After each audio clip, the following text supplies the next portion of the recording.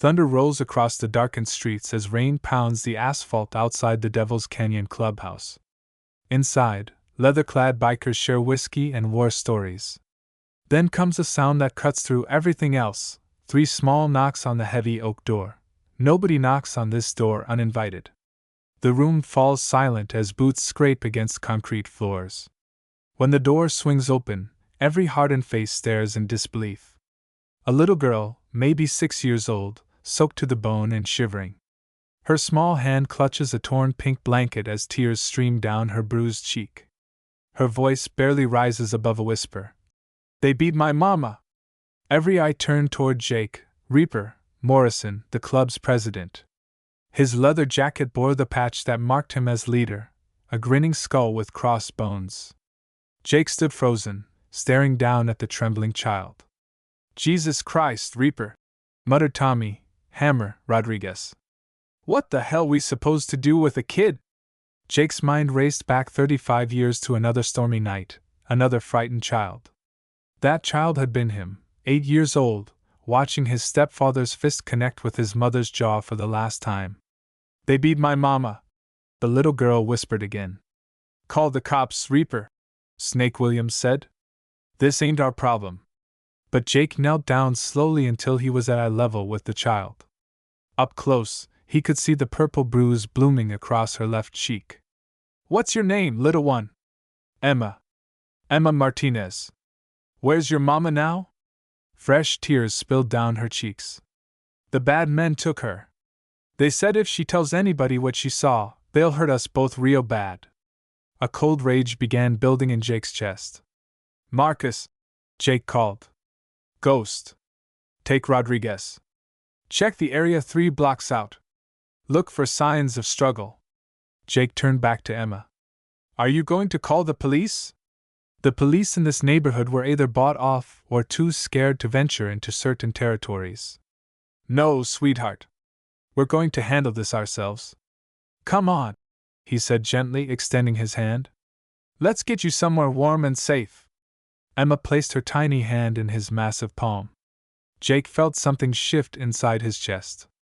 Whatever it took, he would make sure this little girl got her mother back. Jake led Emma to his private office. "Doc," Jake called, and within moments Dr. Raymond Doc Foster appeared. "Emma needs looking at. Someone hurt her." As Doc examined Emma, his expression grew grim. The bruise was fresh, but there were older marks too, finger-shaped bruises that spoke of rough handling. "Emma," Jake said, crouching beside her, "can you tell me about the bad men? What did they look like?" "They had pictures on their arms, like yours, but different. And one of them had gold teeth that sparkled when he smiled. But it wasn't a nice smile." Jake exchanged a meaningful look with Document. This sounded like cartel business. "Where did this happen, sweetheart?" "The house with the broken fence. Mama was taking me to Mrs. Garcia's because she said it wasn't safe at home anymore. But the bad men were waiting." "Emma, you're safe now," Jake said with quiet conviction. "Nobody's going to hurt you while you're here." She looked up at him. "You promise?" Jake Morrison had made few promises in his violent life. "I promise," he said, and meant every word. Dawn broke gray and cold as Hammer and Ghost fired up their Harleys. They rode through neighborhoods where hope went to die, searching for signs of Emma's mother. The second location looked promising. A chain-link fence hung loose, and dark stains marked the concrete. Ghost found a piece of fabric caught on the fence, pink and soft, matching Emma's torn blanket. The police scanner crackled. "Unit 47, shots fired at 1247 Delancey Street." They followed the cruiser to a typical crack den. After the officers left, Hammer and Ghost found Maria Elena Martinez's purse and photographs showing an execution. 3 men in expensive suits forcing someone to kneel, while a 4th man with gold teeth prepared to fire. One of the men wore a police badge. "She witnessed a cop execution," Ghost whispered. "Serpiente Cartel," Ghost identified, recognizing the snake tattoos. The scanner crackled again in Spanish. "Find the woman, find the child, eliminate both." "We need to get back," Ghost said. "They know about Emma." Emma woke on the clubhouse couch to unfamiliar voices and bacon frying. Angel Rodriguez walked in carrying shopping bags. She'd brought Emma clean clothes, toys, and a picture book about a brave knight. As Angel and Emma settled on the couch, club members arrived with gifts: grape juice from Snake, a hunting knife from Bulldog, a motorcycle chain from Jimmy Wrench. Their gifts might be unsuitable, but their intentions were genuine. When Jake read to her, Emma leaned against his side completely. "Jake, are you going to fight the monsters who took my mama?" "Yes, Emma," he said. "I'm going to bring your mama home." Hammer and Ghost returned with grim faces and photographs that revealed systematic execution and cartel organization. "They know she's here," Jake said quietly. Angel suggested Doc's clinic, but Ghost pointed out the danger. "Carlos L.G. Vasquez is personally involved. If he's hunting them, they won't stop." "Then we don't wait," Jake said. "We take the fight to them first." That evening, Jake pulled out his father's dog tags: William J.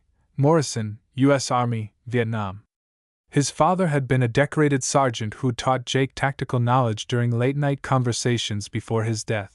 Jake spread a map and began marking Serpiente locations. When Ghost, Hammer, and Doc entered with core club members, Jake laid out his plan. 3 teams, 3 targets, simultaneous strikes at 2 a.m. We gather intelligence, send a message, and get out clean. At exactly 2 a.m., Jake gave the signal. Team 1 moved across the street.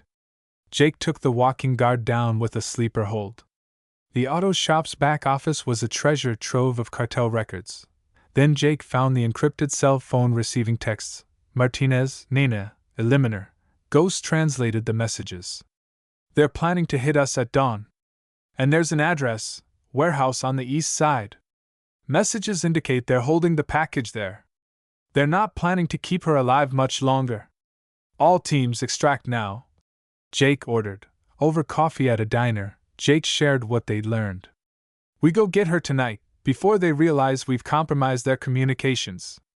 That warehouse will be heavily defended," Ghost said. "No," Jake agreed. "This will be war."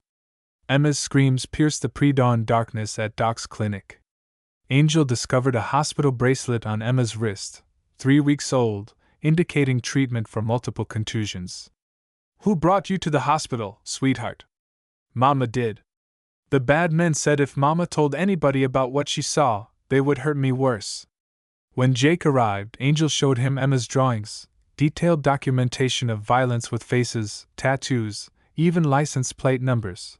Emma drew a building with distinctive features and the number 1247. "They kept saying this number. The man with gold teeth said that's where all the problems go away." The encrypted phone buzzed. Exchange proposal. "The woman for our soldier." "It's a trap," Hammer said. "But it's also an opportunity," Jake replied. "They have to move her." Jake called together representatives from 5 motorcycle clubs. "The Serpientes are trying to eliminate us first, then they'll come for the rest of you." One by one, the presidents committed. "We hit them everywhere at once." The tactical planning stretched through the night. 17 targets. "We hit them all simultaneously at 4 a.m. Each target was carefully assigned. Thunderdogs took drug labs. Wild cards handled money laundering. Iron wolves took safe houses. Desert rats coordinated with law enforcement. Devil's Canyon would handle the communication hub and El Oro's compound. 30-minute window. In and out before they can respond. Jake cut his club patch from his jacket and handed it to Angel. "If we don't come back, make sure Emma knows that some people still fight for what's right. Time to ride." The coordinated assault began at exactly 4 a.m. Jake led his team toward El Oro's compound. When Wrench disabled the electrical system, they moved through shadows with night vision equipment. Eduardo, El Oro, Mendez was in the central office, desperately trying to re-establish communication. "Eduardo Mendez," Jake called from the doorway. El Oro reached for his pistol. Jake's shot was precise and final. "Primary target eliminated." The office contained financial records, personnel files, photographs of corrupt officials, and a detailed organizational chart. From across the city, Reports streamed in, drug labs destroyed, financial records retrieved, safe houses secured. They're evacuating their leadership, Ghost reported. All teams, begin extraction sequence. Primary objectives achieved. 3 months later, Jake sat in federal court, testifying about the evidence recovered. Maria Martinez sat beside FBI agent Sarah Chin. The photographs and records led to 17 indictments and the seizure of over $40 million in cartel assets. When Maria took the stand, she described the murder she'd witnessed and the systematic intimidation of her family. These men, these bikers everyone says are dangerous. They protected us when no one else would. Carlos Vasquez received life in prison. 3 corrupt police officers were sentenced to federal terms. The Serpientes financial network was dismantled. Outside the courthouse, Emma ran to Jake, throwing small arms around his waist. Thank you for keeping your promise. 1 year after that stormy night, Jake stood in a family court judge's chambers, signing adoption papers that would make Emma Martinez legally his daughter. Congratulations, Mr. Morrison, Judge Patricia Williams said. Emma is now legally your family. Maria stood beside him, healthy and radiant. I can't think of anyone I'd rather trust with Emma's future. You saved us both, Jake. Now we're saving you right back. The Devil's Canyon clubhouse had transformed. There were children's toys in a corner, a television tuned to cartoons, and house rules that included no cursing when Emma's around. Angel had moved into Jake's apartment, creating a stable home environment. The school called today. Emma's teacher wants to talk about advancing her to the next grade. She pulled out Emma's essay titled, My Dad, the Hero. Emma had documented Jake's background and his decision to protect her family. My dad taught me that being a hero isn't about being perfect or following all the rules. Sometimes being a hero means standing up to bad people, even when it's dangerous.